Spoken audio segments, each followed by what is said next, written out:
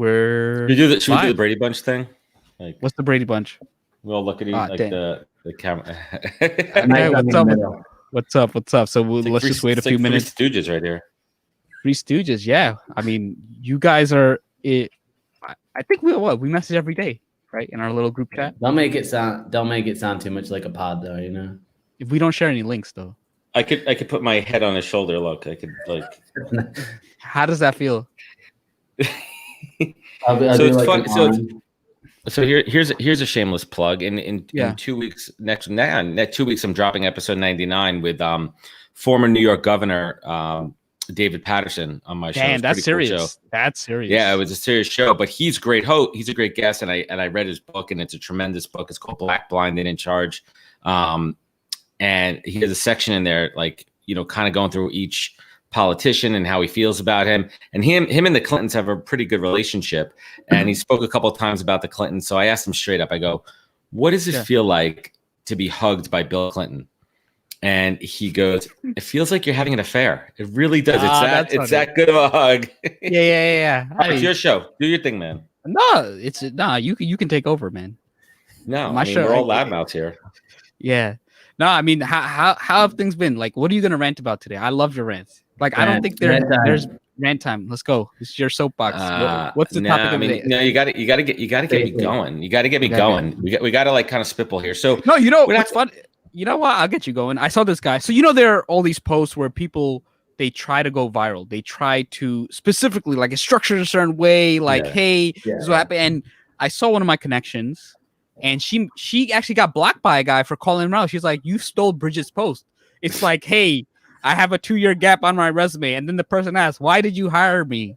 And then they're like, well, and then, the same exact sentence. He's like, well, I knew I believed in you. It's like, just be real. You didn't hire no one. Like, I'm going to go super viral. You know that, right? Hold on 1 second. Share. What's up? What are you trying to share? You guys chat. I'm sharing your live stream on my feed. I want to hear Joel's rant of the day. Let's go, Joel. Nah, man, I don't even have a problem with going viral because it happens to me like twice a week. So I don't really worry too much about that.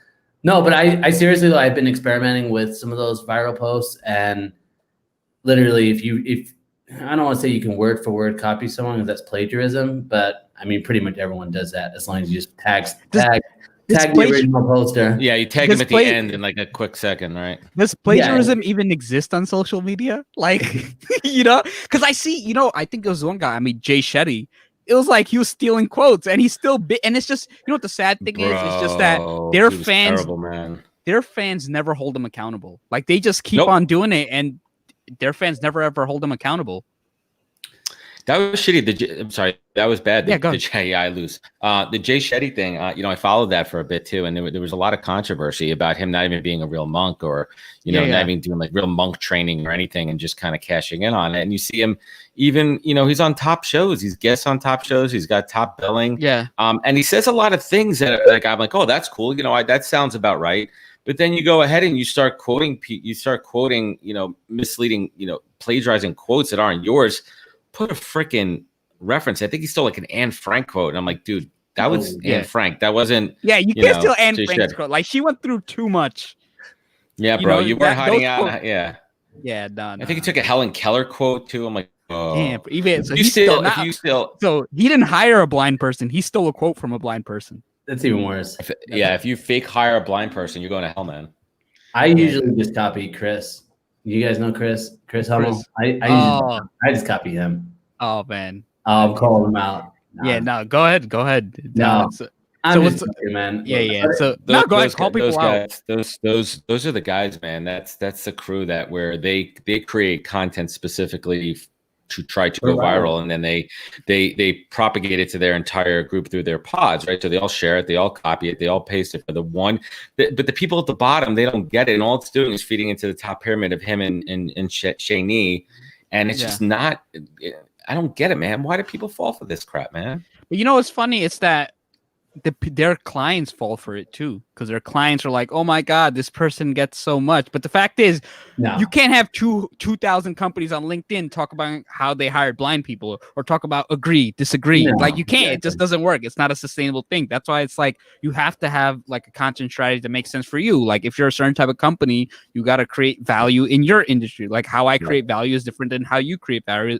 Value is different than how Joel creates value. I know it's exactly true.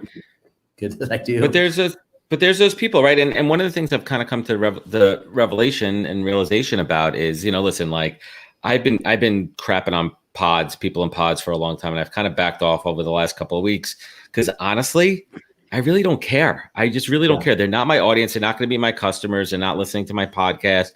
They're not engaging with my content. So I backed off. Yes, I am still friends and very friendly and connected with a lot of people who are in pods on LinkedIn, but they're not the ones who are malicious. They're not the ones who are doing it for the wrong reasons. They're the ones who are actually kind of doing it for a decent reason where I understand it. It's just not something I want to do. And these are people I'm real close with. I'm not going to name names here, but what I do call out, and here's a rant that I'm going to go on, and I think we debated this too. If you utilize a VA to answer the comments, I'm not talking about posting because I get it, timing, and people may hire to actually post things. But if you have a VA speaking on your behalf in the comments, that's the last thing I want. I don't want to talk to your VA. I want to hear your thoughts, right? If you do that, that's inauthentic. And especially if you have less than 500,000 followers, don't even pretend. Don't come to me when you have less followers than me saying you have a VA. And the other thing is, it's like, you don't have to respond to every comment, but I still appreciate like the big accounts that'll respond to like 5-7 comments. It doesn't take that long, whatever. Spend like 5 to 7. You don't have to spend like 2 hours answering like, 100 comments, but it's quick. And it's so easy to see. It's like VA. Shay Rowbottom answers her own comments. I'm thinking Shay Rowbottom. I don't know, man. I don't know if she answers all her own comments. Some of them. I don't know about all of them, because the way she responds, because I comment on her feeds.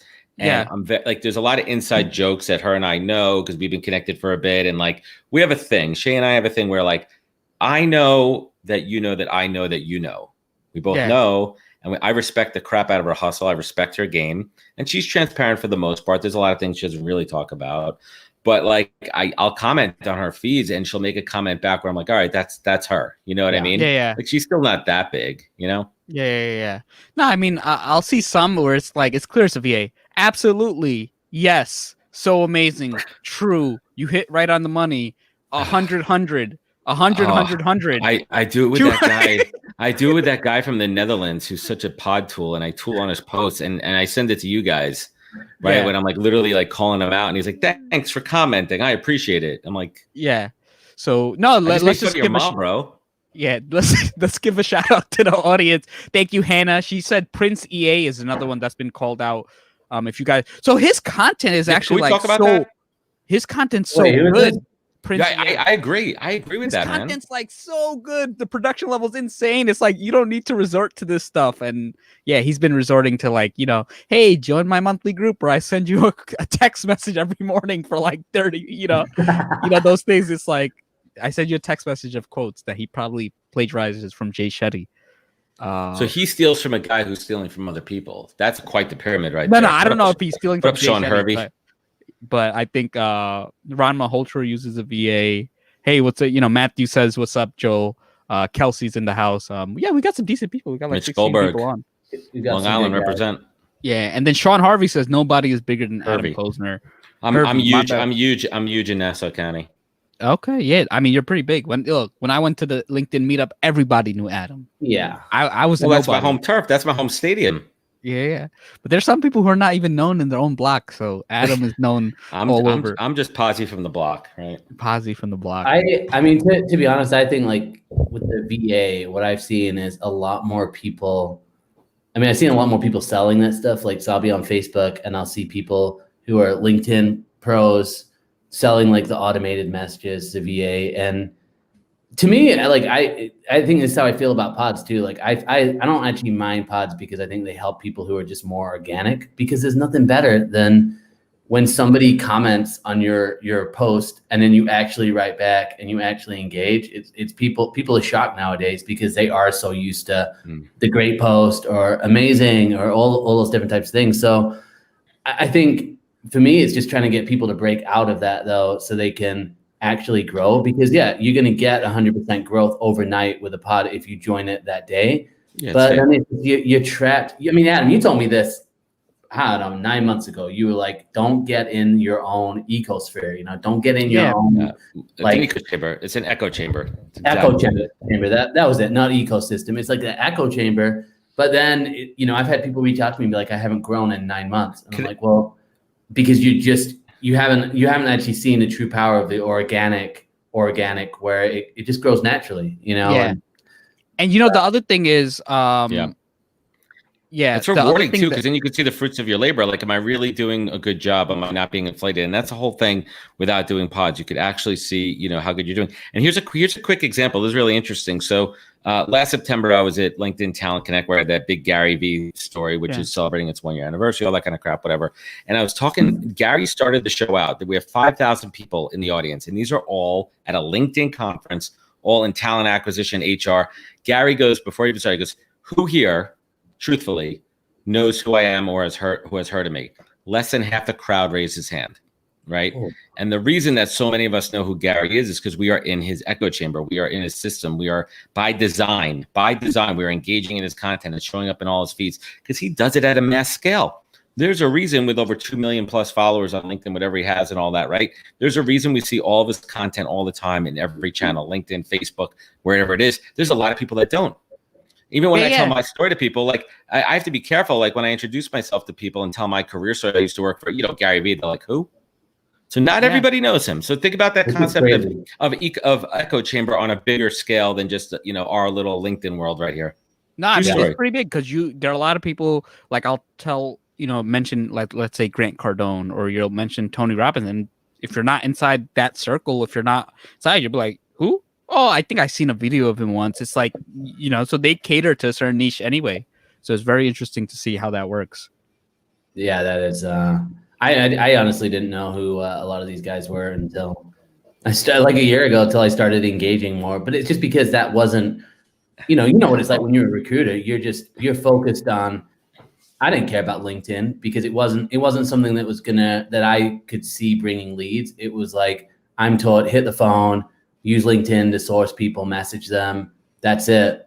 And then obviously now I know all those names, but I'm sure like my wife. I mean, I talk to my wife sometimes about Adam Posner. She's like, I've never heard of him, and I'm like, well, how the hell do you not? What? He's huge. He's huge on the podcast. Well, here's another interesting example, right? I recently, if you want to talk about a rant here, I'd say, what am I, almost at episode 100? I'd say about... That's good. That's impressive. Yeah, it's coming up, man. I'm excited. Thank you. And thank you guys for your support there. But let's go back. We're talking, I got to look at the number of the episode. It was probably within the last 20 episodes. I had a gentleman on the show who is, I think he's from Dubai, and he has a very large following on LinkedIn. He's a self-proclaimed guy who runs 50 pods, and he was a great guest. And he was a great guest, and he was a great. I'll be honest, like I went in knowing this, we were going to talk about pods. We talked about it, but he was a genuine good guest up until that point, right? We had a really good conversation, open, honest. He spoke from his heart. When it came time to promote this show, he did a great job. He promoted the heck out of it. I was like, this is awesome. His posts were getting tons. I'm talking like 3,000-4,000 likes, tons of comments in there. Let me ask you guys a question. On average, was he, how much, where do you think he ranked out of my 100 episodes as far as downloads? I think he ranked lower than mine, and I don't even have an episode. Yeah, he was like a tad higher than average. Okay. Yeah, he was about average, right? I mean, I have folks on the show. My top shows are folks that do not have million plus LinkedIn followings. And the point I'm trying to make is this guy's a big sensitive baby, because I made one silly comment on his thread because he was trying to do a vote for, most influential people on LinkedIn. He had a post. It was vote on the most influential people on LinkedIn. But I tagged you on that. Yeah, and his post, that was your fault. And his post was just a big stupid picture of himself, like it's a billboard. And I made a funny post back to it, right? And he literally blocked me. That's sad. Because of that. It's weak. That's so sad. It's so weird. Yeah. This million guy, he's scared of my little 15K, almost 14K followers. Come on, man. Yeah, it's just scared of the pause. Yeah, but you have a high value, like high quality 12,000 people. Like, it's not just like your, hey, connect. Almost 14,000. Make sure you say that right. Sorry, 14. I earn every one of my followers, bro. But that's it. But you really do. But then it's like, I look at your guests and you get chief marketing officer of McDonald's, or like people who have like really high credibility, like in the real world, which is like, that's huge, man. And that's a lot built that way. And so when I look at your content, it's like I made the comment before. It's like when there's meat on a post, it's just, you're not going to see the vanity metrics. But what you will see is like a constructive comment from someone you actually want to talk to. And I would take 2 of those over 100 great posts any day, because it's just a bunch of work. Any day. You could take that to the bank. And I say that all the time. And like, there's 2 schools of thought here, right? I understand when people say the exposure is important, and that's why they play the pod game, and it's a volume game, and eyeballs equal attention equals potential customers. I understand that, but I would rather be targeted. I would rather build my audience methodically and build, I did a breakdown of my audience about a year ago when I had LinkedIn Recruiter, and I was able to reverse engineer my own audience, right? And it was literally, I would just say, kind of bubbling up to 30,000 foot view. 80% were people that I want to be engaged with in some way or another in my industry. And I don't think there's a lot of people north of 10,000 followers that could say that. No, because it's pretty easy. Like, I figure if you divide 30,000, follow connections over 365 days, do the math on that. How many connections is that a day? Well, like 85, right? Like, you could literally spend every day connecting with 85, 90 people, and you'll hit 30,000 in a year, man. It's not that hard. You know what the actual limit, the safe limit is? The safe limit online is 80. They do that on purpose. Yeah. There's like a limit before you start getting, running into issues and automations. But, for me, it's not, yes, I care about the targeted audience, but for me, it's like, it's just being like a sellout. It's like, at some point, do you not respect? It's like, it's so cheesy. And it's like, yes, there are so many things you could do for money, but would you do everything for money? It's like, same thing. There's so many things you could do for money. Ask Joe. No, hey, honestly, it's funny because I started doing some sales meetings, and I'm basically selling a content and like video management, kind of program. And one of the things that I just bring up in the sales meetings is, they obviously ask like, well, how many views you get on posts? And I can show some of the posts that have 80, 100,000, 120,000. I did one the other week. It was inspired by you, Adam. I was just like, I don't want to do a Zoom call. I like walking around. It got 80,000 views. Awesome. Why? Because everyone knows Zoom. Everyone, it's relatable. I'm sick of it. But then I show them the post that got 2,500 views, and I say, this is the one that you responded and 2 other people responded to. So let's not get carried away with like the vanity. It's good to know how to kind of reverse engineer some of that stuff at times. But, for many of my clients, they want high quality targeted. It's targeted, man. Like, how do you show them the target? How do you show them the value? But you hit an interesting point there, dude. Like, because you could show them how to do both depending on what the end goal is. Because there's times to put up a billboard and there's times to do the direct one-on-one message, right? If you want to use the analogy there. And if you have the skill set and the ability to teach a client how to do both, you're in the money. Because there's times, let's be honest with you, if I could put out a mass billboard on LinkedIn promoting every one of my podcasts, right, I would love to be able to do that. Those don't go viral. Those aren't the ones that go viral, but the engagement in those are what's important, and the conversations. Yeah. But so, you did the one, like, I was going to do a post on this a while ago, just about, not dating on LinkedIn, or LinkedIn's not a dating site. That's just notorious for, and I know in that post that you did, that wasn't even the intent, but I think it's like, obviously I saw somebody once do a video that said LinkedIn's not a dating site, and they got like millions of views. And this wasn't that long ago. It was like maybe 8 months ago. Yeah. Those are the Captain Obvious posts that kill it. Yeah. And so I think it's important to know that. But I mean, to your point, to me, I'm like, if you're in recruiting, you don't have time to go through 100 comments. What you do have time for is to set up 4 warm calls for the next day.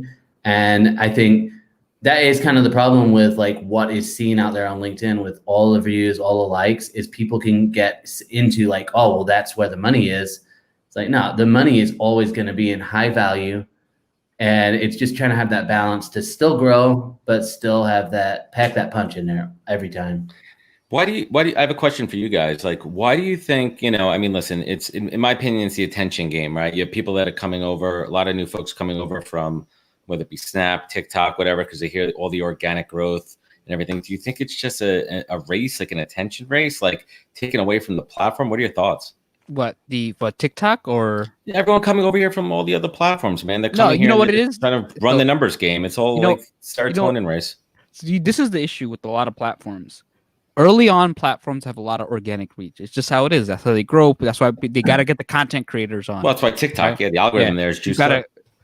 But then what happens is people go in, and this is the issue with a lot of platforms. So if you want to get someone to do well, if you want to sell services, right? If you want to sell Instagram marketing services, where are you going to do it? You're going to do it to people who are on Instagram. If you want to sell LinkedIn marketing services, you would sell it on LinkedIn. Why? Because they're already there. They did the first step. You don't got to convince them to use LinkedIn. They're already on it. Now, then what happens is these people, these people overpay for these services where they teach you basic social media etiquette one-on-one, create some content some things that you could just read a couple of books on. They package it, and then they realize, like, I paid $15K, I paid $20K, I paid $10K for this. I could charge someone $5K. Yeah, and I could charge $5K for it. And now you have these people, and then it just that's what happens. And then everybody says that's why you get all the people. You have to post every day. You have to. It's like you don't have to do anything. Like the CEO of McDonald's doesn't need to post every day. He's a CEO of McDonald's, right? Everybody has a different strategy, and I think a lot of people need to understand. Like, look, it depends on what you're doing. Right? If you're a small business owner and you want to get some more business, okay, yeah, look, do a couple more posts, but you don't have to post, 7 times a week. You just need to do enough that it makes sense for your business. And that's why, especially now, I don't know if you guys, I've been getting an increase in the amount of automated messages where it's like financial advisors who are like, oh, let's get on a call. And I'm going to tell you, all other than the guy who's on, I forgot, he was in the comments. Mitch Goldberg. Other than him, almost all the and I know Sid Mishra from New Jersey, and all the financial advisor people, they freaking suck, man, because all these guys, they get on the phone, they act like they care about you, and then you don't sign up as a client, they don't send you anything, they act like they're your best friends, and it's like, dude, you wasted 30 minutes. I don't know. So let me do a good job with that. I don't know, Max Pashman. I got. He's like. But can I throw a counterpoint in there? And I just want to play devil's advocate here. I completely agree with you. All right, so let's put yourself in one of these guys' shoes for a minute, right? And this is, I have a hypothesis. 2 reasons why all this is being prevalent, right? For one, these sales guys cannot be out there doing what they normally do. They can't be, hitting the streets. They can't be having, these one-on-one meetings. Can you hear me? We got cut off there, right? So they can't be doing a lot of their traditional business development, right? So they can't be doing their traditional business development. So they're turning to another platform, LinkedIn. So for better or worse, they hear the organic reach is great. Either they get a month free of sales nav, or they get looped into some automation tool, and it makes it really easy to spray and pray. And I think that, there's a big reason for that influx, and it's due to COVID. I think that they have turned to LinkedIn. And I'm just being devil's advocate here. I hate it. It's wrong. I get this all the time. I'm just thinking a little bit outside the box. If you guys want to play a little inside baseball here, right? Yeah. That's honestly what I bring up in a lot of the meetings I'm having. Is it is a genuine issue where you think about recruiting, you think about real estate, you think about. Keep talking. I'll be right back. You think about most businesses. You're going to networking events. Like I talked to a real estate agent, and they got most of their clients from open houses, and open houses now are just run differently. Where because of COVID, it's run by like appointment only. Yeah. And so I think if you're in an industry like that's notorious for face-to-face networking, as soon as you get rid of that. Look, I get why they're doing it. I just think they could have done it a different way. Like literally, I think if they did it, if they spent 30 seconds on my profile, it would have made a difference. But it's clear that they spent 0 seconds on my profile. So all I'm saying is, instead of sending out 100 messages, send out 10, 20, where you actually look at the profile for 30 seconds. I respect the hustle. I respect, people who got to make these sales, got to make these calls. But just add a little personal touch. I'm not saying go spend 10 minutes. That's really all I'm asking for. I don't even think it should be a little personal touch. I think it should be overly personal. Not overly. No. I mean, look, it's like in recruiting. Obviously, a lot of times in recruiting, the easy answer is let's send out a bulk message, and bulk messaging need a drink. Obviously, it gets its returns, so that's why people do it. Yeah. But it's. To me, the best results I've ever had are like, oh, you speak a different language? Okay, I'll put a subject line in that language because I know nobody else has thought of that. And I get the response back, wow, that was creative. I'm not interested in the role, but it's like there's a credibility then of like, okay, I'm obviously different to what other people are doing. Yeah. And what are we talking about? Just gotta be different. No, this was my counterpoint to yours. I completely get it. I understand it. All I'm saying is, if you're going to send out messages, send out a little less, but look at the profile for 10, 20 seconds. That's all I'm asking for. I understand the game. With you. That's it. I agree just with don't you. do the 0 second. Do your due diligence, man. Yeah. Do your due don't diligence. do the 0 seconds and copy and paste to 1,000 people. Send out to 100. Spend like 20 seconds. I understand people got to make a sale. I understand. Go look at. Maybe just show that.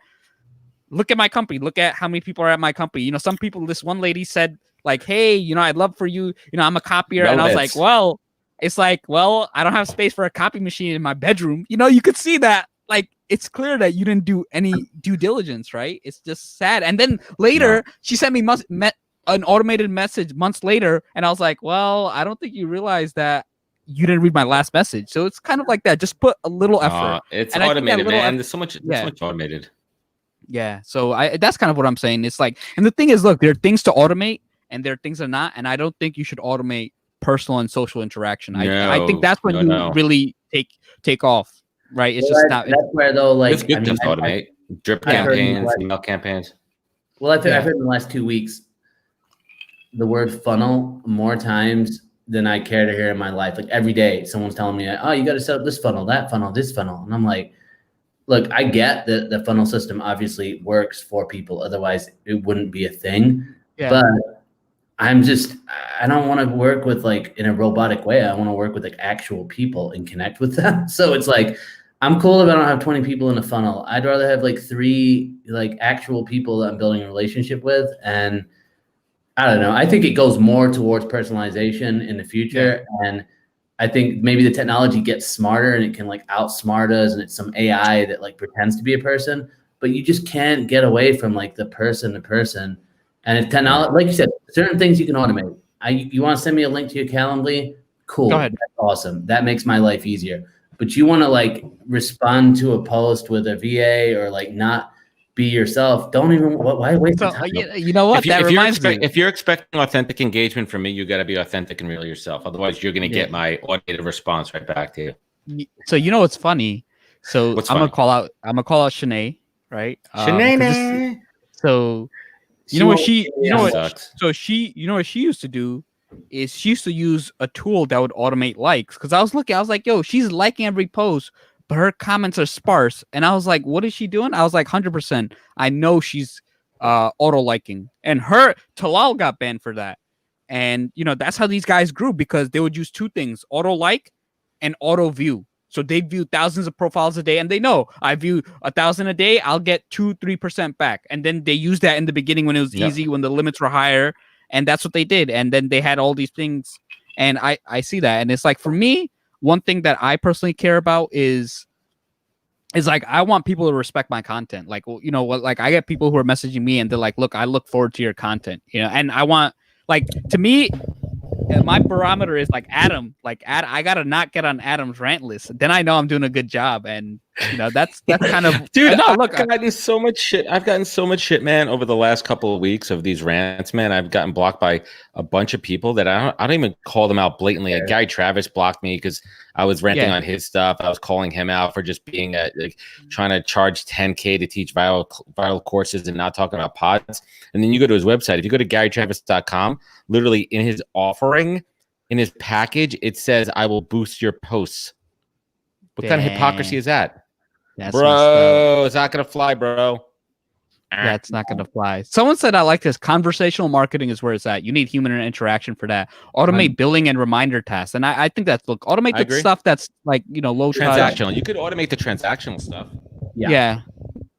And then my mic here. You know what? Adam is the police of Post, the LinkedIn police. I'm done with that, man. I'm moving on. I'm the narc. Yeah. You're the narc. Yeah, it's it's honestly, man, like, and it's kind of double-edged. One, I think it's funny as hell. I think it's funny as hell to me, and it gets me juices flowing to call people out on their BS on LinkedIn. But I'm being dead serious about this. I want people to see the BS. Because I think a lot of people that don't get it, right? Like, you know, like how sometimes when we used to talk about pods, there would be people legitimately that are like, what's a pod? I don't know what that is. Again, we go back to that echo chamber idea, right? Like there's only certain people that know about it. So I want to call it out and be like, this is fake. This is BS. Don't you see the same people are copying and pasting the lamest posts ever? Like, come on. Well, it's hard. It's hard too, because then like I know people that have like gotten excited because it's like, you know, because you can call it an engagement group or you can call it like a master thought program. And I'm like, it's not, you're getting into something which is actually gonna cut the legs out of you. Because to me, part of, you know, when I post, you can see I get some posts that go big and I get other ones that like just don't. And you know, they only get like 25,000 views. Yeah, no, sorry. No, it's like, dude, I get them, which like it's huge, drastic changes, but the learning that happens from that is what I take away from it. And I just go, what are the elements that work? What are the elements that don't? Why is this? And then I go, okay, well, the big one, what did I get leads? No, this one I did get leads. And it's a learning. And I'm like, if you have like the, you know, what do they say? Like, it's like pumping the gas or something. It's like a stupid phrase. It's like, then actually what you're doing is you're not be able to even do like a real testing of quality, which is that's what marketing at its core is even about. Like, you don't run your best idea on a paid ad strategy. It's like you run a few and you see which one takes off, and then you put your money in those chips. You know, it's called testing and optimization, right? Like, so it's basics, and then that's where I just think Katie. So I like Katie. Katie's cool. Katie's a new relatively new connection of mine. She's in the business. She's super engaged. She adds value in the comments, and she does it right. So, Katie, big shout out to you. Thank you for being part of the show. I think you know, tagging people selectively. It's like, you know, just don't be like the guy in the megaphone, like, hey, everyone like my post. Be kind of like, hey, make sure it makes sense. Be targeted. And you know, I see people who like tag like Oleg and Bridget, and it's like it's so desperate. It's like, come on, please love me. You know, it's like. Are you guys familiar with the remove tag function? Have you seen that? Yeah, I have. I've been using it a lot lately. If someone tags me in something that I think is relevant and they do it sparingly, I'll engage, and I think it's cool. But there's a couple of people that they're connections of mine, but I've never even had a conversation with them. I've never engaged with them, and they're tagging me. So one part of it is like, oh, this is kind of cool. This means I'm making it on LinkedIn where people want to tag me for exposure. But then when I see my name literally next to like MDC and Shanae and Chris Hummel in the same thing, I lose my mind. Literally, I'm like, bro, get me off of this. I will block. Like, don't. No. So let's go back to Katie's comment. And I think it's like the idea of pods. Like, ultimately, you're doing it because you want to get somebody's attention, and so I think I would use it really, really sparingly, because I think, again, it just comes down to like, you got to figure out what is the content that's working for you to actually help you grow without doing that. But it's also, but I think Jake, I'm going to mess your world up, bro. I know you got some free time on your hands. I know people that use it as a crux, and it's really hard for them to pull away from that. And I think just do it when it needs to happen, but don't feel like you have to do it. It's just like you'll get that momentum without it. I honestly believe. Yeah. Like I started seeing the most growth when I stopped tagging everybody, and it went down, and then it grew up and up. And I tell people, I'm like, the way I operate is I go through my newsfeed a couple times a day, and everybody on there is somebody I've like talked to and connected to, and I engage in those conversations. And it's like, if someone tags me, I just had to stop responding to it. But I don't know. I just sparingly, I would say, and you know, you got to use your own best judgment with that, without a doubt. Yeah, I agree. And one tactic I use is, if I'm going to tag people, I'll tag like one or two in a conversation. So if it's like a big recruiting post and I'm doing the post very technical, like it's a very like niche recruiting kind of conversation, I'll tag a couple people in the industry, but ask them, be like, hey, Sean, what are your thoughts on this? Not just like, I'm going to list every one of them. I want to ask you a specific question. So there's techniques to it, and it all comes down to just being mindful of how often you do it. And don't get disappointed if someone doesn't respond too. Like, I had someone who was like, they messaged me and they're like, you didn't respond. If you didn't respond, I tagged them. Yeah, and I'm like, I don't. like, I'm sorry, I didn't get to it. But I find a lot of times too, I'm tagged in stuff and then I respond to it anyway, because the people who are on my newsfeed are the people I engage with. And that's where, again, it's like with the pod mentality, you'll find your own pod through the newsfeed. Because if you engage with the people that you connect with, you'll see them more. So you don't actually need it's a natural pod. A natural pod. And I think most of us are committed to spending probably half an hour a day on LinkedIn minimum. So you develop your own relationships. No, it's Megan, it's a human centipede. Yeah. So Megan, you can tag me as much as you want. She's been a follow. Like anybody, honestly, if anybody watches my live show, they have open reign to tag me because they take time out of the day to support me. Cool. And I found that the best connections I've ever had have watched my live show. They're the ones who stayed around the longest. They're the ones who support me, and they're the ones who I have no problem supporting. The other people 100%. Who are just like, they're never around. They don't know anything about you. And mine is so easy. They're like, what do you do? It's like mine is literally spelled out there. Like the domain, it can't get any easier. It's not like. And if you don't know what I do, it's like, it's just, you're lazy. You help people burn their degree and like disqualify themselves so they don't have a degree. That's what you do, right? Yeah, probably. I mean, I would still message someone who sent me that because it showed that they did something. And, the other thing Sabrina mentioned is it's like, you got to build your own community. It's like, don't try to get around that. It's that you're going to find people. Some people will engage with you, but you don't want to have to force. You don't want people who are forced to engage with you. That's it. Yeah. That's an interesting point. Hala Taha made it, and I'm a big fan of hers. She's great. Yeah, she's good. She's amazing. She had an interesting point too when she was building her community. She would go on Gary V's comments and feeds, and she would engage with everyone there and connect with everyone on his feeds because she knew that they were engaged and it was a similar audience.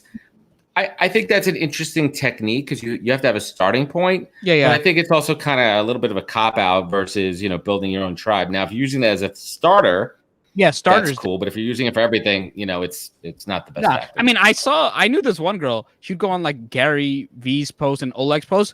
She would comment on every comment and she would just put yes. She grew a lot, but it's like now I just know you as the girl that says yes. And who doesn't provide any value. Maybe you might have some numbers, but it's like at the end of the day, it's like now, see, this is what happens. You grow that way, right? And you don't grow organically. And all the people you connect with, they don't care for you. So you want to grow. A video comes up and you're like, I have no idea who that person is because I didn't even meet them through their content. And it's like, I think that's where even like the growth hacks go, where there's so many growth hacks out there with the like comment. And it's like, you could show up to that every day and get 10 new connections, but if you'll get more than that. You don't even know who you are. How do you? You can get the engagement. It's tough, man. It's tough, and it's a real problem right now with these connection requests. I mean, I'm getting a lot of them, and there's still this side of me, even though I come off as kind of snarky sometimes. I really am. I am the original human headhunter, Joel, and I really actually do care about people. Like I genuinely care. I care about my friends. I'm pretty loyal, especially to like you. I mean, you guys know it. Like we bust each other's chops, but like I genuinely care about you guys. So I get a lot of connections, and I want to help people, and I want to connect. But I have this feeling the second that I'm going to hit that button, connect, I'm going to get the worst, awful sales message ever, and I'm hesitant to do it. Right?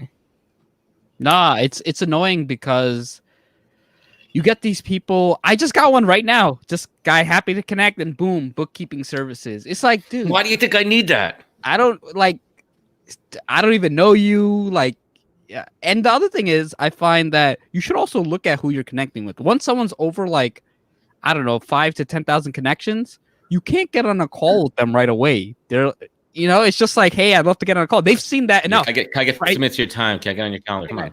I'd love to pick your brain. I'd love to collaborate. And it's like, you know how many collaborations have worked out? Not off those calls, right? Not off those things. It's people who, if you want a collaboration, you got to say, look, XYZ, I see you do this. I actually specialize in this. Then I'll get on the phone for a collaboration specific. But general collaboration is just like, hey, how can I make money off you? Or how can you make me money? It's never, exactly. How can I help you do better? And I think that's where that's where you can really get ahead. I think anyone who's got a podcast, anyone who's got anything that can promote other people, it's huge. If you can offer just right out of the get-go, I'll get you in front of an audience. And obviously you want to connect with them too. So you're not just blindly going out there. Yeah. But if you can at least say, hey, I want to connect with you. I want to get to know you. And here's an opportunity where I can just promote you. that's actually how you give. And obviously you don't do that with every connection, but I'm sure you guys have had it where it's like, you know, I'm sure you've had people be like, "Hey, I want to be on the NoDegree podcast." And, Oh, you know, man. I get it. I get at least 5 a day. Yeah, I get the, you know, it's funny. I'll get people with PhDs and then they'll argue with me why they should be on my, it's like, dude, it's my show. There's one requirement. Don't have a degree, right? Unless you're Arnold Schwarzenegger or someone. I haven't asked to be on his show. I have a degree. I would never ask to be on your show. See, I want you to be on the shows, but that's why I bring you here. That's why I'm on this show. I'm not on the podcast, right? That's it's like, hey, I'll provide value to you. And it's like, dude, you don't really care about providing value to my audience. You just care about getting promotion through my show. That's really it. It's just be upfront, you know. Let's talk about that for a moment, right? Like, you know, we have all three of us have an audience. We all have a platform, and you know, I think it was Jordan Parrish that told me, he's like, listen, man, once you start picking up steam, you will see how big you are by how many people are reaching out to you to be on your show. And I have no problem. I really don't have a problem with people reaching out. I would do the same thing if I was promoting something. But again, it goes back to what we said about before. Take a second and at least look at my show. Tell me that you listened to an episode, and not the most recent one. Tell me you listened to an episode and you genuinely be like, Adam, listen, I listened to episode 85 with Sarah Sheehan and you talked about X, Y, and Z. And that's interesting because this is what I do and this is what my company does. And I am passionate talking about these things. It seems like your audience would be a great platform for my message. What do you think? Not just like, hey, I want to be on your show. Here's my link. I'm like, get out of here, bro. Yeah. You didn't spend a second. You're asking me for my time, but you couldn't spend. You're asking me, and it goes back to this fundamental principle. You're asking me for my time, but you couldn't put in the time to see if this was a genuine, good relationship, right? Like you couldn't even do that due diligence. Yeah. You think I'm going to give you my time? Get out of here. Yeah, it's just simple as that, and it's like, and you know, it just comes down to, did you do any research? Like there are people, you know, it's funny. There are people without degrees who are like, hey, how can I help you? Then I'll be like, I'd love for you to be on my show. It's like, so I have even my target demographic who's being respectful and having enough etiquette to sort of be like, look, how can I actually help? And I'm like, look, you know, and and the other thing I'll say is like, people help those who help themselves. That's like a big thing. So if it shows that you're helping, and even this is for people who are asking for help, who are, you know, I assume both you guys get a lot of job hunters and all that. And it's like, hey, can you do this? Where it's like, you know, you come up, it's like, hey, can you review my resume? It's like, dude, I get all these all the time. But now it's like, hey, you know what? I've done X, Y, Z. This is work. This is what's not work. Can you tell me like what I'm doing wrong? Then I'll be like, all right, you know what? You're obviously doing something. Or also, it's just how you approach someone, right? If you engage with someone, you're already on the top of my list. You know, you took time out of your day to support me. I'll do some time. And then also, like, if you're doing something cool, like whenever I see young people on podcasts and they can have 10 listeners, I'll still go on, you know, because I know how it was. And I've had pretty big people who've been on my podcast. So it's kind of like that. You kind of have to understand how things work and you'll go so much further.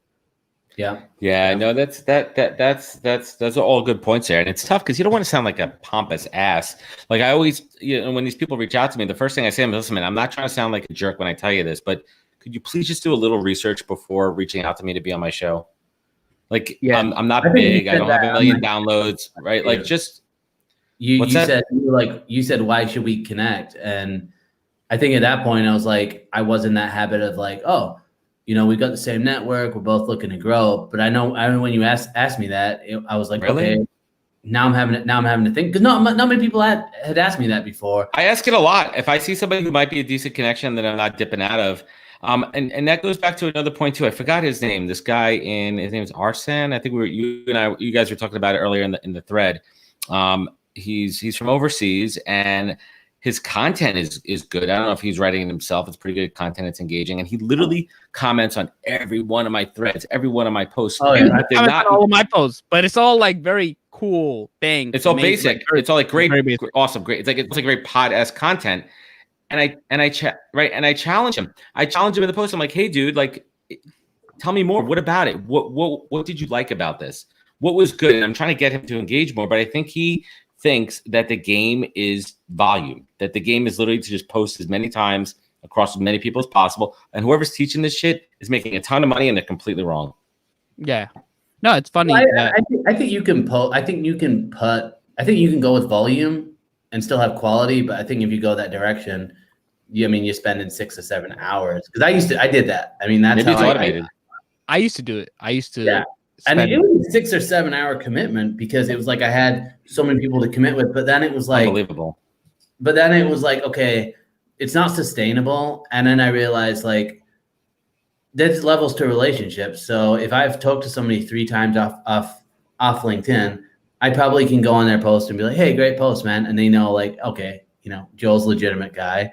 But you have to be careful with making those comments unless you know somebody or you showed up a lot and you have built some sort of kind of like they've engaged with you, you've engaged with them, then there's leeway. And the more you know people, I could show up in your post and be like, dude, sweet post. And it's like, you'll probably rip on me for that, but at least it's like, no, I wouldn't though. But I wouldn't though. No, but you're wrong there. I wouldn't though, because and we do this to each other too. Like I'll be like, yep, awesome. But that's legitimate. And I saw it quickly and I'm like, thumbs up. Because there's other times when all 3 of us comment very thoroughly and in depth on each other's posts. Yeah. But I would never do that if I look and it's a secondary degree connection. I never would just put like hey man, sweet. Because then it's just like, there's no context. And it's like, if it did actually impact me, I want that person to know like, oh, this is actually how it impacted me, because that's going to help them. And it gives a barometer of like, okay, your content is making an impact. And that's what I always appreciate. Like people show up and it's meaningful.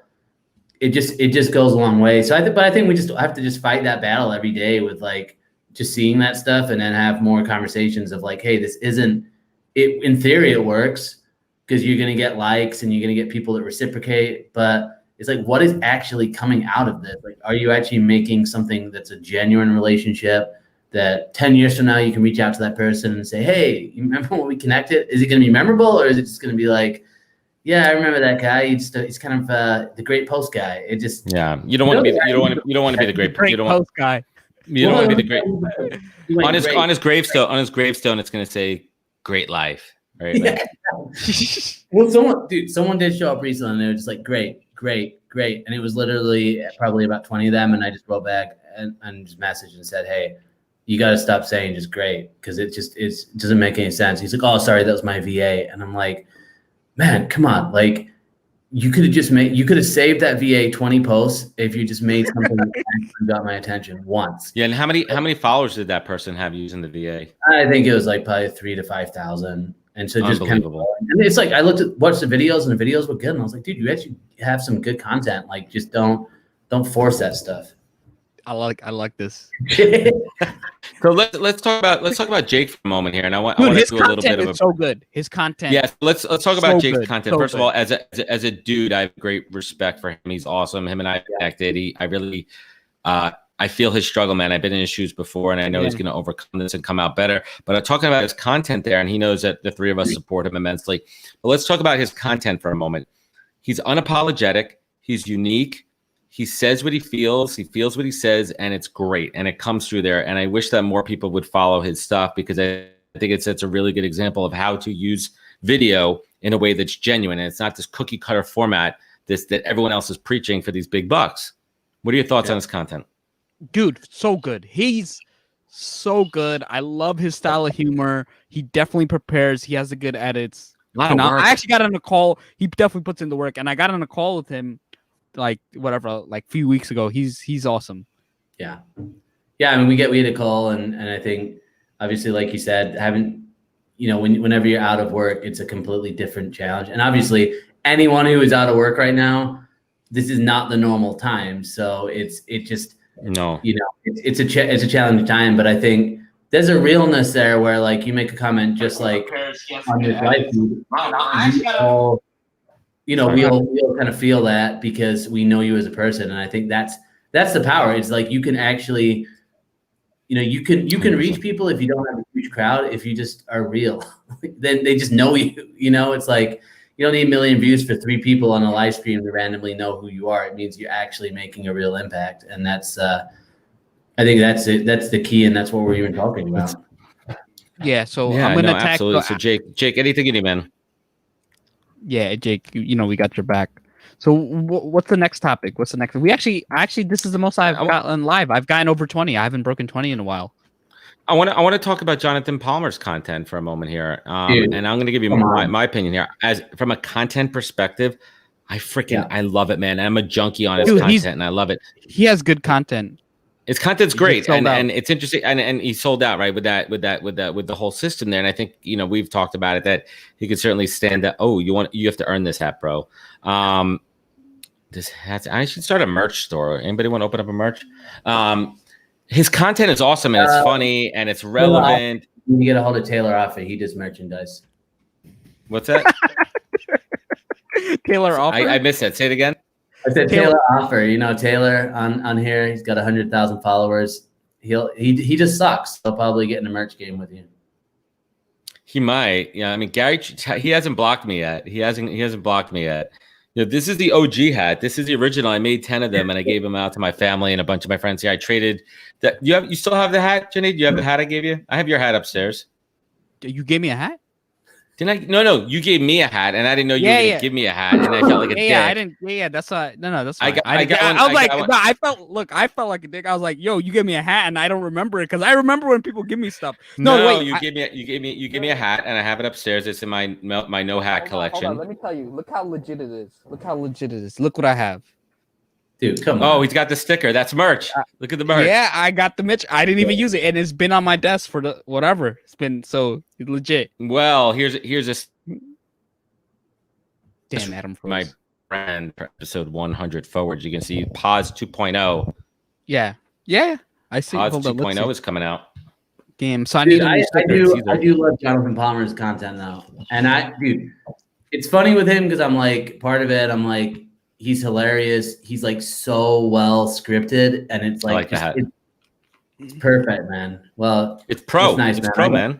There you go. I got the hub. You know, that hat brings out your eyes, man. That hat brings out your eyes. Yeah, that's why I don't wear it. That, you know, I gotta keep. Are there going to be human head? Are they going to be human headhunter media hats with like a hatchet on it, like maybe half a head with like blood coming out of it, like. I should do that. It could be like a novelty hat with like a hatchet, like just kind of in the hat. I want like a long time ago, I wanted to have a show where like I wore like a kind of like a Viking like fur, and I had just like a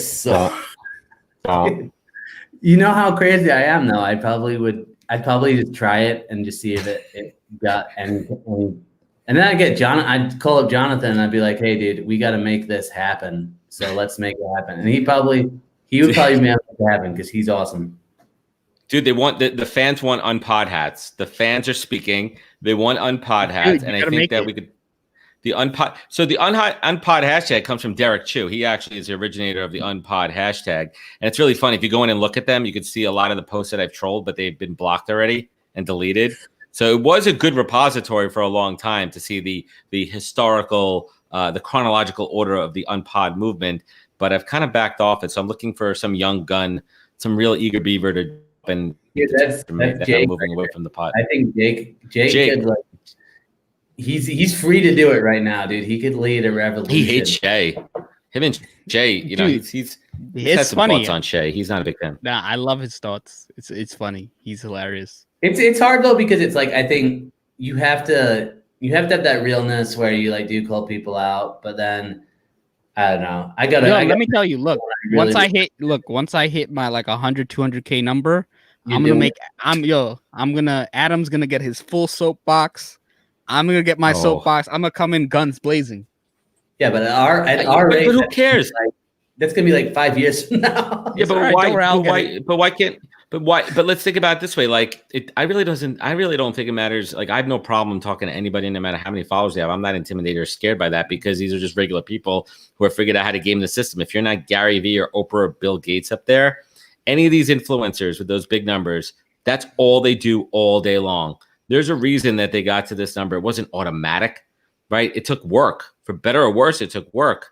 Even someone awesome like Lorena, that took work for her. Lorena's awesome. That took work for her to get to those numbers. She put in the work and got there. Yeah. There's other people like Ahmad who cheated his ass off, but he put in the work to cheat and he got there, right? But they're still regular people. It doesn't mean squat, right? But it's about my thing is, like I want to be bigger only because what happens is the go-to move is to block. And what happens is your voice gets a little drowned out when you get blocked, right? By them. So if I get big and you get blocked, boom, my next post, yo, this dude blocked. You know what I mean? Like, I know. Look, let me tell you, I know how to come back swinging. And unfortunately, you do have to have like a decent following to come back swinging and to come back swinging hard. Like, I got receipts from people, so I'm gonna, that's my thing. I want to make sure that when I hit, it's not a jab. It's like a 8th round, like left hook to the liver. No, you got to hit them, right? You got to hit them. Yeah, I gotta hit him hard. Like if I hit, I hit hard. Well, that's what I said about Ahmad. I'm like, bro, that wasn't even like a bitch slap, right? That wasn't even like I literally was just like making a funny joke, and you took that so seriously. Come on, dude. I've hit people much worse. There's a reason Chris and Shanae have blocked me. Yeah, no, it's just. Well, it's funny. It's like, I know you mentioned Lorena, and when I got really active, I think she had like 150,000 followers, right? And I went through this like weird phase I think everybody goes through, where I was like, oh man, if I message this person and they comment on it, like it will go viral because they're so big. And dude, I messaged a lot of people, and you know what? Lorena wrote back. She was like, happy to. And she went and commented, and it was like, awesome. I will never forget that, because it just actually told me like that you can get a lot of followers and you can still like hook people up and be cool. And I think, well, that's her thing, man. She's as real as it gets, right? Like she keeps it real. And it's funny too, because it's like I even said to her, I'm like, how come you just tag like Oleg and all them in their posts? And she's like, because I owe them, right? Like, because when you're at a certain level, whether it's a pot or not, whatever you want to call it, they're connecting at that level. They know what's going on. Great. Yeah, I'll be the Oleg one day. She keeps it real. I don't think he's real. I don't think it's a real human being. Nah, so he's like on the pod. He's like top of the pods. Like his pods are like super expensive. That it's just funny. Just be transparent. Like just be upfront. Don't act like you care about the people and you care about likes. You don't care about any of the hiring stories. You only care about the amount of likes and views that you can get, so you can charge other people. Just be upfront. Just say, look, this is what I do. Exactly. I trick. Just say I trick gullible job seekers into liking quotes so I get big money. Just say that. Bro, just be upfront. So let's talk about transparency for a moment here. And I think, I was thinking about writing a post to this, and maybe I'll do it tomorrow. Is I think that we need to be very clear on what the definition of organic means, right? And it's a little bit subjective too, right? I mean, people are talking about getting organic reach, organic. I've done this all organically, and I think a common definition of organic means not paid. Like the literal translation of organic in the digital marketing world means not paid. But how do you say that your content's organic when you're juicing it up with pods and other forced engagement, right? And I've seen a couple of these big influencers talking about, I've grown to 400,000 followers organically. I've done this organically. I'm like, there's no humanly way you've done this organically. The only people that have done this organically are the celebrities. They're the Bill Gates of the world, the Tony Robbins, the people that have huge followings when they come on the platform because they're celebrities. Yeah. I mean, to me, man. Let's say you, Joel. Or I say organic is anything that just comes from the newsfeed, any activity that comes from the newsfeed, it's organic, and it's not having things planned. But I get big engagement, but I also have had, over the last year, I probably had 500 conversations with people. So, for me, like, we'll regularly get 100 likes, let's say, which is, to me, that's for just any post, that's good. But when I look through the post, it's not like it's people I don't know. It's like people I've talked to. So it's like, it's like, I don't know, people respond to people they like. So when I have a conversation with people, I hope they like me. I like them. I engage with them too. So I think it's just, to me, it's more about like treating LinkedIn truly as networking and like making actual connections and less about really anything else, and so that's my organic strategy. And I tell people, I can give you the, maybe you need to spend half an hour and you need to have a little bit more strategy than I did to save some time. Right. But at the core of it, it's organic. It's like those relationships that you're not organizing. Yeah. And for me, it's not paid, obviously. And I respect people that pay, right? If you pay for ads, cool. You're paying I don't know. I find that more organic than people who are not transparent about what they're doing behind the scenes. I think when you're using automation tools, it's more real, right? Like it's more real. There's nothing wrong with paying. Like, hey, I'm putting ads out and I'm paying. Cool. You're doing it, whatever. People are busy. But when people are, saying like, hey, I got these many followers, and they don't talk about, hey, I have 300 people in a WhatsApp group that I'm messaging and I'm putting my posts, and that's why I'm getting 12 likes in the first hour, right? Just be upfront. That's kind of what So just be upfront, be real, right? Because you can see through that shit, and not everyone else can. And that was the whole point of when I started calling people out. I'm like, bro, I know how you do this. I know what you did last summer, right? Like, I know how you did it. Like, just be real. You're lying. Yeah. And then you have all these followers, and people are paying you money. They're losing money. There's a lot of desperate people out there without jobs they're going to their wife, they're going to their husband. Like, listen, I'm going to do great on LinkedIn. I see it. There's a ton of recruiters. It's a business platform. And I saw this person telling me that, if I give them $99, I'll learn this course and I'll be able to, get in front of those people. They're lying. Yeah. I think there's such a lack of authenticity on this platform. And I think there's so many people that are fake experts that have zero qualifications coming on here and trying to teach you how to gain the job market, how to do resumes. All they're teaching you is LinkedIn engagement. They're not teaching you any real career growth strategy. And that's a BS we got to call out. And 100%. If someone's not mentioning in training, if they're not actually telling you how much time is actually required, because that's the trade-off, is it is time that you have to spend. If someone's offering you something and it's not time and it's like an easy hack, you're not understanding like even the premise of how you build anything, which is it's time, consistency, it's quality, it's connection. And I think that's the concerning part. And I saw someone asked the question, like, do people pay for engagement pods? It's like, no, I don't. I think there are people that do that. People do. Like a service that then adds them into a pod. I've heard of that a lot. Pod pyramids, no, they do. They do. 100%. I know for a fact they do. Yeah. The top ones, like, yo, I can't even believe look, that. Ahmad paid to be in Oleg's pod. But so what? Yeah. So trust me, people do pay for the pods, and like Shay's pods, you gotta pay. Pay for pods as well. Pay for pods. Yeah. So one thing that, because I got roped into a pod probably about at the end of last year, right? I was in there for 2 weeks, and basically and I'll be transparent, not I'm gonna name names, but I got reached out to, and it was like, hey, do you want to be in this pod? I got like, wow, this person's reaching out to me. This means I'm special. I said, yeah, I'm interested in learning more. I got in there and I saw the people who are in there. Most of them I kind of knew already. I was like, okay, this is kind of awkward. But then I saw somebody in there who I was like, wow, this is like, kind of a pseudo celebrity. Like, this is someone really big, and compared to me. But then I just noticed, like, as I started just looking at the activity, everybody else is interacting with everyone else, but this one person wasn't. But everyone was interacting with their pod, and I suddenly thought, what happens if there are 10 of those, and it's just to boost the activity to get it? It is. It's an MLM, bro. It's an MLM pyramid. The problem is, like, I got out of that because I felt like someone used my naivety and like my actual. I wanted to grow, so they use that to say, "Hey, this is actually a way for you to grow." That's exactly what they do. It was like 2 weeks after that, I'm like out of it, and I still got a couple of those people who would still we still engage because we actually built a relationship. You like their content. You actually genuinely like their content.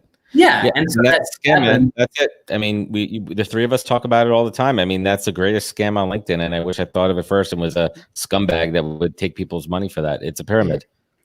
No, and then the other. That's kind of one of the reasons I hate on Shay. I mean, I love her, but I hate her. I'm like, why didn't I think of that first? Why can't I be the OG scumbag on LinkedIn? No. I love you. No, the other thing I'll talk about pods is pod politics, because what happens is what I don't like. Look, okay, you're in a pod, at least follow the rule. Like, if people are posting, you engage, and they post, you engage, right? It's just, that's what it's for. Now, there are people who, what's annoying is the bigger people in the pods, they just use everybody under them, and it's like unfair. It's like, dude, it's a pod mafia. It literally is the underling. You gotta. It's not even equality within the pod, because there are people who don't follow the rules, and then the pod, the head of the pod lets them get away with it, and then it's like, just be. They take you out, man. They take you to Brooklyn. They take you to the dump, and they throw some cement shoes on you and throw you in the Canarsie Canal, man. Yeah, no, I mean, and that's what though. That's where I think, like, in reality, Jamaica Bay is full of ex-potters. Well, I think like in reality, 99% of people don't even post on LinkedIn, right? Like, most people don't even do it. So if you're getting 5 likes, you're getting 5 more likes than anybody else, than most people who are on LinkedIn. And so it's like, you just don't even need it. And it's like, if you grow and you grow those relationships, awesome. And the engagement goes, but I can't believe people are paying. I can't believe that you would have the heart to sell 5K, dude, 5K. 5K a month. And I don't know. I just know there was a 5K. It doesn't matter if it's a month, one-time fee. Either way, it's like the casino, right? Like it's like the high limit table, right? That's how I kind of envision it, right? Like you have your $5-10 hand blackjack, and you're going up to the who's sitting at that $15,000-$25,000 hand table. You got the Olegs there, right? You got Bridget. Bridget's the worst. You see all these posts. These people post, man, and they post about hiring people, and you look at their profile. I'm like, the last 5 places you worked have been all your own self-employed, but not more than one person working there. Who the hell are you hiring? And you start to call them out on this shit, and then you get blocked, right? It's like, come on. The thing I don't like, people really need to like learn sales. They need to understand business, because then you would see through these people. Bridget only does these stories because she gets these views for her book, and what her book is for her speaking engagements and her consulting business. She doesn't care about you. If she didn't get any money from her, she would never post these stories, right? In fact, she would probably go on a firing spree, right? Just, from being mad, from making up all these fake stories. So it's like, you got to see through that. Yeah, but the problem is people are sheeple. There's a lot of sheeples here on this platform, man, and it's sad, and that's what fuels the fire. So that's why I'm kind of done with it, because it's not making any difference. It's really not. Yeah. You done with LinkedIn? No, I'm done with the unpod movement. Don't worry. Unless I see it blatantly. Unless it's blatant, man. Yeah. Well, I got bigger fish to fry, man. I got Pods 2.0 coming up.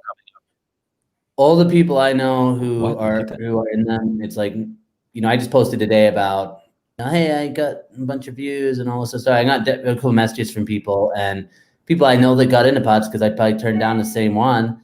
But then I'm just thinking, like, honestly, that is the secret. That guy's the real deal. You take a hit in your engagement, but that's okay. Like, taking a hit in engagement is fine. Like, you don't want organized stuff. You want the organic, you want that 1 or 2 people that you are going after and actually trying to connect with. That's when you feel amazing. Not when you get 100,000 views on a post that's about, Netflix and Facebook, because that's what goes viral. You post one of those big names. You post word Google in there. So two posts today, that stood out to me. One of them is actually a pretty big influence, and I have a lot of respect for him. It was really interesting post. Mark Metry post today about wetting his bed up until 5 years ago. And it's interesting because there's some people that would post something like that for clickbait, but when Mark posted it, he doesn't need the clickbait, and it came off very genuine and authentic to me. I'm curious on your thoughts on Mark Metry's post, because he doesn't usually do that stuff. That's not his game. He's got a different game on his post. He doesn't really go for that. But then I saw somebody else, I'm not going to mention his name. Literally, he does this all the time. He started his post about peeing sitting down. First of all, I think that's offensive to women. And second of all, I'm like, that's clickbait central, bro. That's not even where your post was going. And I'm like, I give him a little credit for like the clickbaitiness. I like a good clickbait. You got me, you son of a gun. Right. But then there's when you do it all the time in every single post, and you're over scripted and you're in pods, man, it's like you're kind of dark and bad. Yeah. Like, what's your end game here, bro? Like, do you maliciously think about this before you go to bed at night? Like, what kind of evil post can I come up with tomorrow that's just going to clickbait the crap out of everybody? So someone asked, someone asked, what's a pod? A pod is a group in Engage. So what happens is 10 people go in a group and they post their links, and everybody likes and comments. And easy way to spot them is if a lot of comments are like, cool, amazing, thanks, and you don't see any actual discussion, and you see the same people liking, commenting, and they don't like and comment on anyone else. That's kind of what a pod is. So just FYI for those of you who don't know. One too to look for is if you see a video and it's got like 500 views and it's got 100 likes, it's a because I can see right now when I post my videos, it's like 30 in an hour, then 60. You see a steady growth. So I get to the 150 likes. It just isn't in the first 10 minutes of me posting it in the group. Yeah. No. And so going back to the Mark Metry, I mean, look, respect, that you can share. I mean, I used to wet the bed, not until 5 years ago, because that would have been bad. But I mean, I think it's just one of those things, like the brain doesn't function, whatever, it's like missing something. But mine wasn't trauma induced. I don't know, my dad used to beat me, but I don't know. Let's boil that up what we talked about here. It really boils up to this thing of the transparency game on LinkedIn, right? where's the level of being open for the sake of transparency and being open because you're going for the likes, right? Like where's the authenticity? It's gonna be on context. You're gonna see, like, when I'm real, I'm not doing it. But some people, like some of the bigger accounts, they're only being as authentic as it gets them likes, right? They know if they're authentic and it got them $0, they wouldn't be authentic. They know that. Dude, honestly, I think, like, for me, what actually got me started on LinkedIn was I saw a post from Mark, and he shared his comeback story, right? So I made a comment, and I don't know why this even happened, but I made a comment, and it was right after he had first posted. So this is back in September of last year, almost a year ago. And he basically posted his comeback story, and it was like, really inspiring. He's got a great story. But then I posted mine, and I was like, hey, I got admitted to a mental hospital when I was 18. I struggled with bipolar disorder. And I went through, like, my story. And I don't know what even, like, got me into that. But, dude, I got 2 messages from people that day. And it was like, people, like, basically breaking down and talking to me about, like, their brother and sister that committed suicide. And I was like, dude, this is, like, what this is about. It's about, like, I didn't even go in. Dude, I never even posted on LinkedIn before. And so I think, like, there's a balance, right? Because it's like all of us fight for, like, the likes and the views. It's like it's a part of doing what we do. But I think the way you avoid that is you don't get, like, I know the people that work at Shield, but you don't get Shield analytics and, like, analyze everything and get hooked on it and, like, use that as the major barometer of success. You look at, like, what is the actual impact that I'm having, and as soon as your motive becomes views over impact, in my mind, you're screwed. But it's so hard for us on the outside to know that. I would say with Mark, like, when I read that post, it's like I look at it and I'm like, he's opening up the door to something that I would guess if I was in that situation and going through it, reading that would be super inspiring. And I know that, like, for him, it is making a big impact. But I've also, it's like the guys on here too, like, he's got the podcast growth and the LinkedIn courses. So we're all in here for business as well. So it's so hard. We're all trying to sell shit. Like, let's not fake it. Like, we're all trying to sell something. Like, I might not have a course, but I'm trying to get you to check out my podcast and build business for my recruiting business. We're doing it. We're just the how. I think it comes out to, and I talk about this all the time. It's how you do it. We're all 3 of us here. Everyone in the comments, we're selling something. We're either selling ourselves as a candidate. We're all trying to make money here one way or another, but it's how you do it and how you engage with people. That's the realness, man. That's what separates, that's what separates the good from the bad, man. I'll kind of say something about Mark. I mean, look, his content's good. He does his own thing. I will say I used to always engage with his posts and all that. And I met him in person and he had no idea who I was. And then after that, I was just like, and I was always one of the earlier ones to comment. And when I comment, I don't just like great posts and stuff. So then from there, I've always had a look. Other people have different opinions of them, and that's fair, right? Some people have different opinions of Adam, but they're wrong. So that's not what I agree with is wrong. Yeah, no, I think that to me is like that's like important, just in a sense of like when you are online, it matters actually how you treat people offline, and even if it's unintentional or it's by accident, it's like that is what people remember. Like if I'm like, hey, I'm the human headhunter and I'm a real guy, and then I write about ghosting somebody and I ghost 10 people. It's like, that's just being my thing. Yeah, my thing is be consistent, because the other thing was I actually was there live. I was at LinkedIn Global. I was there live and I was blocking the door when Hollow was interviewing Mark, and then I've never really heard from him after that. So to me, it was like, you can't be real, because it's like, how many people have done that for you? And it's not like I did that to get anything out of it, right? I just did that because look, Holla's real, right? Like, Holla will engage my posts, like, she's real. So Holla, like, I have the utmost respect, and she's the real deal, and she's definitely who she says she is. So that's for me. It's like, look, if there are people who are supporting you and you don't even know your supporters, then I'm gonna question your realness.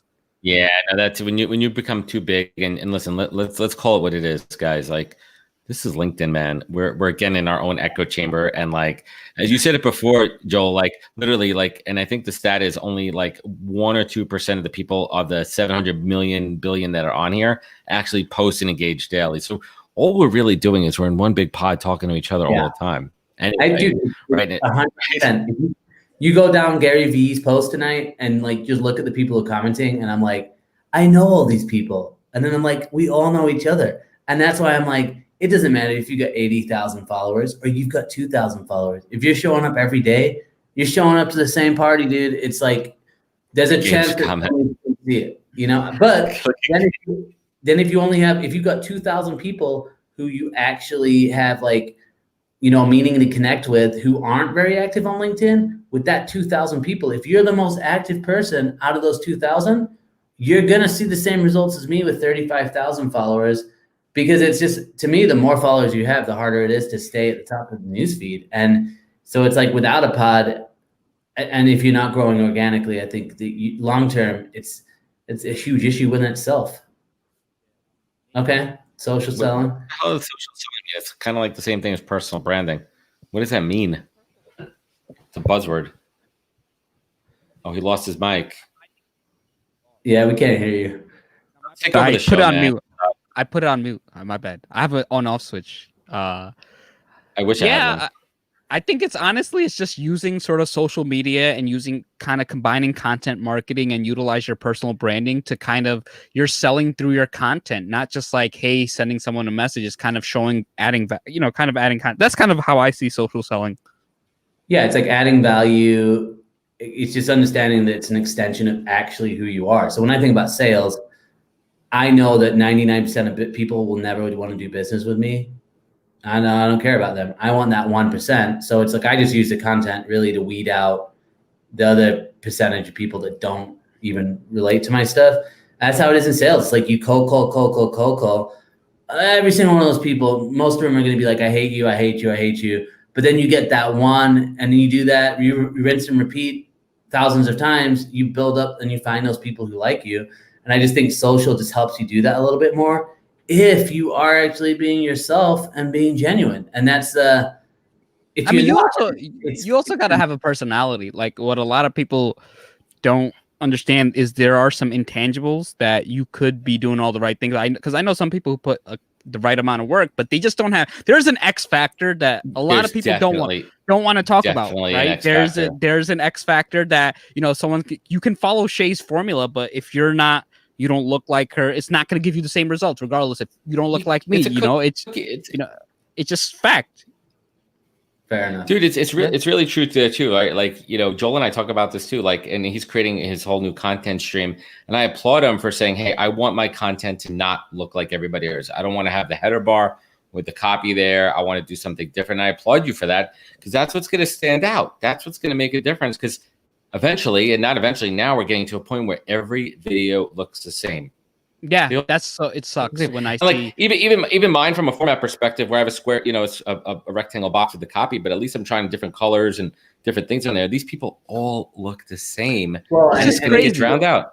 And it reminds me of one person, and I think that was the kind of the point of even that post was, it's okay to teach people what you do, but you don't want to teach them to just do what you do. It's like you have to, at the end of the day, teach people how to be themselves, because that is what social selling even is. Well, let's talk about that for a minute.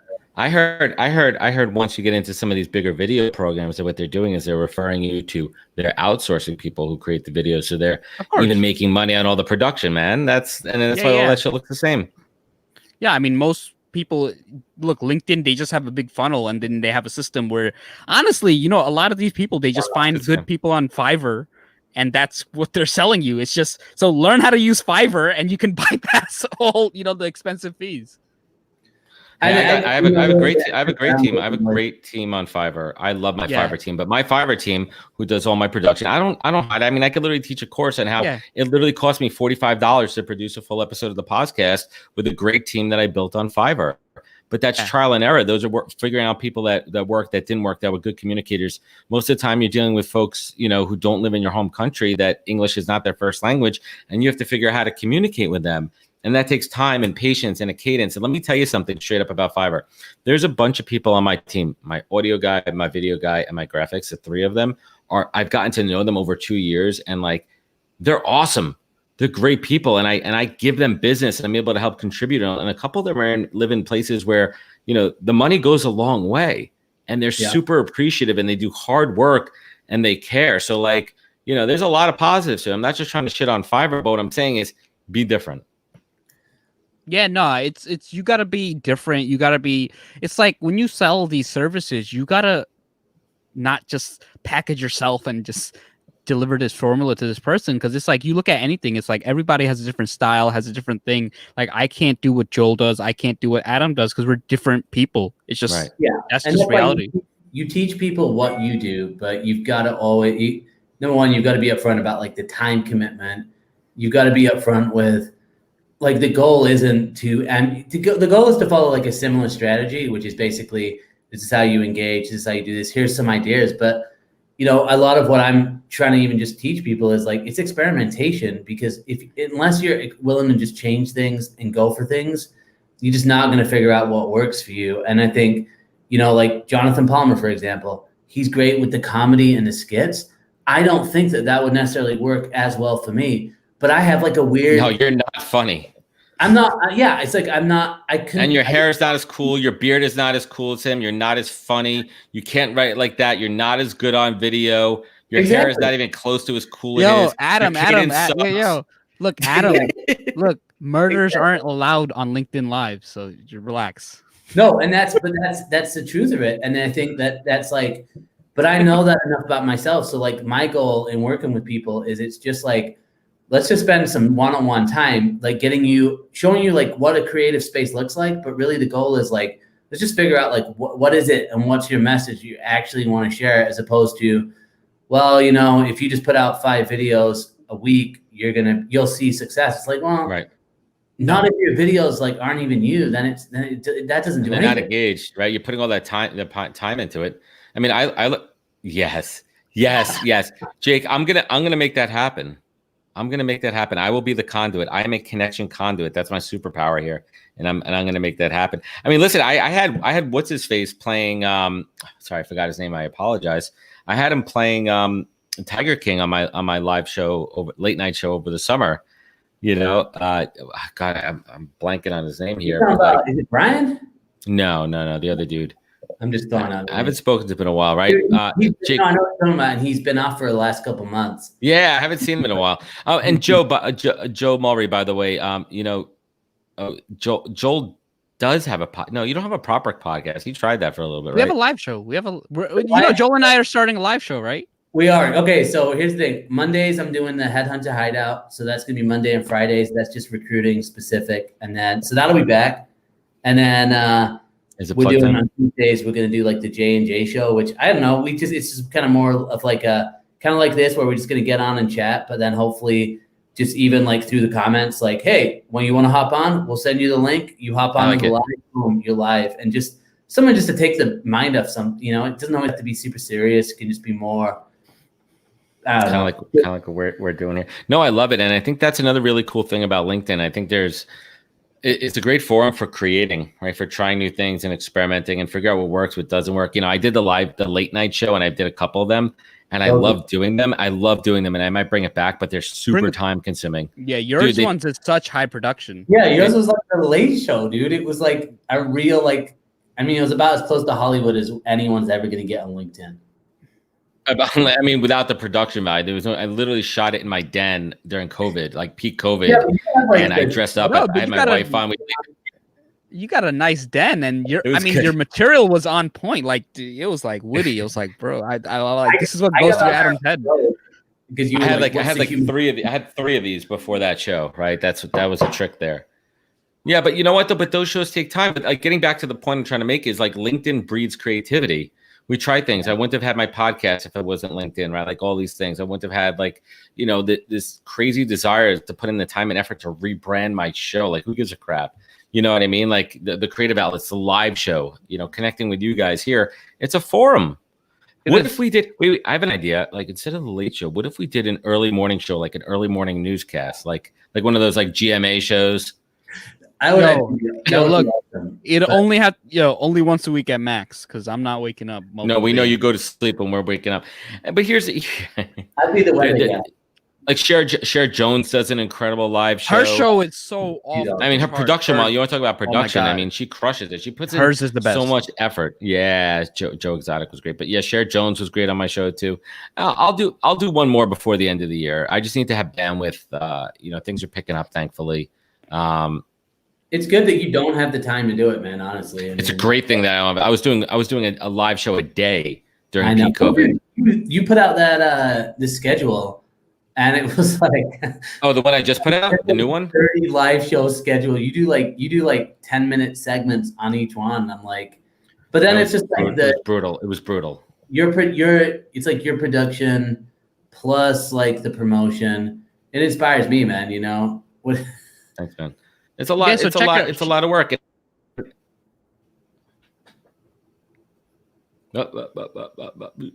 Yeah, I hear you now. You're back, bro. Yeah. You were gone. I was? No. Adam was gone. Okay. I'm over here now. Oh, what? Cher Jones. Look who called. Who came. Oh, look at that. She's like, we heard we were just talking about her. What? How does that work? I tagged her. Nice. Oh. Thank you. I appreciate that. She just popped in. That's awesome. I like LinkedIn is like Reddit. Because I used to do a lot of comments on Reddit, but Reddit, it's just like, unfortunately, as much as I love commenting, it's like no one knows who comments, so it doesn't come back in any way. So I'm still broke at the end of the day. So thankfully LinkedIn has fixed that. But I'm cold. I like hoodies. No, I have NHP Talent Group hoodies. There's a limited edition hoodies. My daughter has a tie-dye one. I have a matching one with my son. And there'll be some new hoodies. I'm going to do a whole merch line, man. The new brand, man. I mean, if I'm going to promo some crap right here, the new brand is fire. I can't wait for you guys to see it, man. Yeah, no. I'm going to. Oh, this dude's got the best comments. Dude, he's Kenneth the realist. He's the realist. He is the from and you know what? He's been doing this a year and a half, like straight up, like he doesn't stop. That's realness. That's realness. Yeah, I think. No, I was gonna say, dude, I got ripped on. Okay, so I do have the new video line coming out, right? Where I'm like gonna be a little bit more professional, because I got to cater to just look. It's LinkedIn, so I got to look. You put your shirt on, you take your hat off. No, this is okay. My last video, I had my hat like this, and this guy, I don't think he understood how LinkedIn worked. That like I could actually see the comments, and he's just like, "Why the hat backwards?" And I'm just like, dude. I read these, right? Like you could just. I see you. like, I was like, dude, I can read this. The hat was backwards. I know. I'm gonna change it. I heard what you said. My wife heard what you said. We're changing it. But then I went to his content. I'm like, dude, come on. Like, I think I said to him. I just said, why aren't you wearing a hat backwards? And then he's never wrote back. My ears are getting hot. I'm like, come on. Yeah. That's good, man. Yeah. So the new hats are gonna have like podcasts up here. There's gonna be like some logos here. Jake's gonna be sponsored on this side. Nice. Yeah, I'm gonna sponsorship on my hats. So I want to get a t-shirt printer. So let me. It's a lot cheaper to just do it online, man. No, I know it's a lot cheaper. I've always wanted to get a t-shirt printer so I could just produce mass amounts of shirts. Like I want to produce so many. Oh, so like how did like I've seen some people. Yeah, I've seen somebody. I think his name is Joel Baby. I forgot his hashtag. But this guy literally in every video has a different shirt that like matches his content. Interesting. Yeah, no, that's kind of why I wanted. So that's why I wanted the shirt. It's more like, look, I want to produce a shirt for this live. Okay, cool. That's $5. Boom, I have it. As opposed to like ordering it, waiting 2 days. Card too. Yeah, just kind of like, oh, I'm hosting an event. Boom, I print out 10 shirts. Kind of more for that. Not necessarily. And look, if you wanted 20 shirts, I'd be like, look, my cost is this. Boom, that's it. You're just paying off my printer because that's really what I want to do. That's cool. Yeah. So one of these. And then were you gonna sell the shirts on the corner, like after a concert, like those bootleg shirts? No, I'm just gonna be like, look, if you want shirts, come to me. That's it. Simple as that. I'll be like, look, I got this shirt. If you need some shirts, because I know some like high school teams and stuff. And look, the goal is I just want to pay off the cost of the printer and be able to just produce for my friends at super cheap cost. That's really it. Because shirts are cool, man. Hey, are we doing shirts a are cool. LinkedIn Global this year, or what's going on with that whole thing? What? LinkedIn Global. Like I don't think they did it this year. It's gonna be Corona Fest this year. So. Oh really? I didn't even know that. So yeah, no, there's nothing live going on right now. I had this grand vision of doing Pause Fest with one of my clients who had a space in the city, and it was like kind of mapped out for the end of this year, which is pretty great. You guys would have been at Pause Fest. Pause Fest would have been the thing. Yeah, dude, I would have been there. You would have been there. I needed some microphones to steal, right? I need some microphones up. Yo, I got more microphones now. I have 4. You have 4. I only got one. I got 2. Actually, I got 2. I have this one and I have my my Yeti, but this is my boy. Yeah. No, I got some. Actually, I was looking to upgrade my equipment. I got this, but I can't for the life of me get it to work. Where'd you steal that from? I buy my stuff, man. Huh? What truck did that fall? B&H Photo Video. So I got connections, by the way, man. If you ever need, I got connections at B&H. Okay. Yeah. No, I actually have to exchange this because for the life, like I cannot. It's like one of those things that it doesn't work with Zoom. It doesn't. You have to do like special things for like everywhere you go, and it was just like so draining that I was like, screw it. I'm gonna go back to my old equipment. That's why I'm on my old equipment. That camera though that you got is looks good, man. Yeah. It's a little twitchy at times. I think maybe the res is too high. Yeah, so the thing is, it does a manual focus, so that's why it's going. So if I'm moving like back and forth, I gotta manually adjust the lens. No, my business partner had this camera laying around, and I bought one of the capture cards that you could plug into your computer. Because I bought the capture card for this other camera, but that camera wasn't compatible. And then I was like, he had this laying around, so I was just like, you know what? Let me just kind of take my production to the sort of the next level, because that's the thing. You just want to slowly upgrade. Next thing I want to do is like a mic upgrade. Yeah, I just got these new headphones. Nice. How much were they? These are fresh. They weren't even that bad. They were like a little over $100, man. Oh, that's not bad. That's not bad.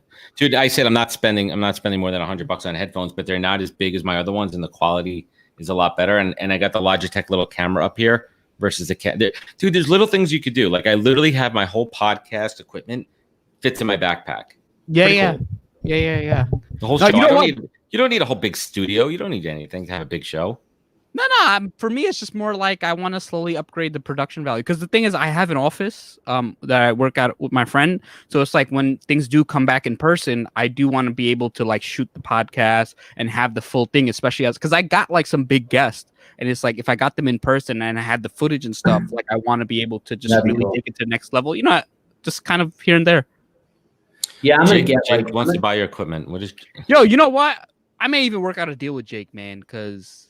Jake does some badass editing, man. He does some good stuff. Hey, you know what? Let's kind of. I'll talk to you, Jake. Let's talk.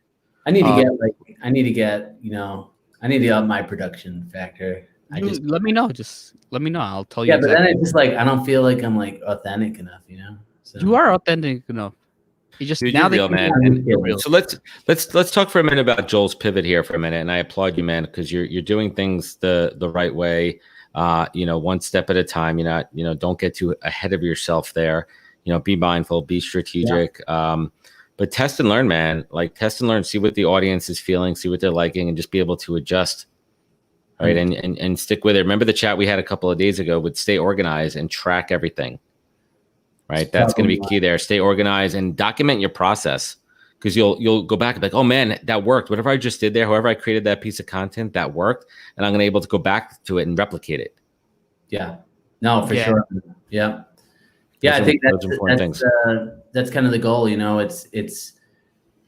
I got bandwidth to be able to do more than I'm doing right now, but sometimes I just know you got to invest in actually just high quality work before just trying to think, oh, how can I get more clients? It's like that's just not the goal. And but honestly, man, I just want to give a huge shout out to everybody that I know, anyone who's out there, but just in general, man, just like everybody I know who's an entrepreneur, self-employed, just any of the connections I made on LinkedIn. There's anyone who's producing content. There's like an entrepreneurial, creative something going on. And I know that a year ago, if I hadn't just started this journey and connecting with people, I wouldn't even have had like the courage, you know, to be able to actually do something and like it not be perfect and it not be all worked out. Like it's so just huge, man. It's just so many people I can like think of who just even message me like, hey man, like you've I don't know, like great job, or like, hey, you're gonna do well. Like that actually encouragement goes a long way. It's huge. Yeah. It's so huge. Let's slowly start to wrap up. Just want to thank everybody who stopped by. You know, Marcello, Gabriel. You know, definitely appreciate all the work he puts in. A lot of Majida, the artist. You know, check her out. Cher Jones, Annette Ardwas, Ardian, Adam. You know, Joseph Mulderry. Thank you. You've been watching the whole show. Alice Chu, Kelsey. You know, definitely got her back. Megan Carr. Thank you. You know, Jake. We got to talk. Always appreciate your content. You know, a lot of people respect his content. So I mean, I'll let Adam close out the show. And everybody, thank you for watching the podcast. You know where to find us, thepodcast.com. Coming upon 100 episodes. Next week, I got the 55th governor of my great state of New York, Governor David Patterson. Make sure you don't miss that one. Yeah, check it out. His podcast is good. Listen to it. Yeah, if you want this show to contribute. Look, ideally, I'd like to do the show. Do you have a Patreon? Should we do Patreon? Do. It's right there. It's right there. Patreon.com/NoDegree. I'll give you $3. Yeah, good. Look, if I get enough $3, I'm gonna do the show like every day. So give me enough $3 and I'll be here on every day. So I mean, listen, we've seen people crush it with that platform, man. Yeah. So I appreciate every one of you. Thank you guys for doing this, and thank you guys for even considering it, because it's like I wouldn't have done it if you didn't ask me. And you know, we got a great show. All right, good night, everyone. Guys.